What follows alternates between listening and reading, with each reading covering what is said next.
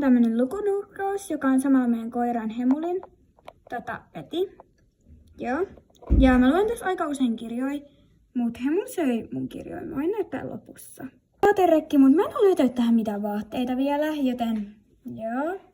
Niin ja tosiaan tuolta saattaa kuulua jotain ääniä, koska tässä ihan vieressä on mun pikkusiskon Ellan huone. Moi! Okei, eli siis tässä on mun hylly. Ja älkää kysykö näitä seiniä. Mun pikkusisko kirjoittaa tuolla jotain. Joka tapauksessa älkää kysykö näitä seiniä, koska ne on vähän hassut. Se on mun yksi. Pian. Nyt on prinssinen. Mitä? Sisko taitaa leikkiä jotain. Koska muuttuu ihana. Suutele häntä. Sinun on pakko tehdä se.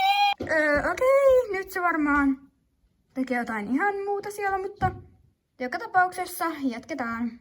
Niin, ja tuossa on joku hius. Joka tapauksessa mennään jatkaa sieltä, mihin me jäätiin.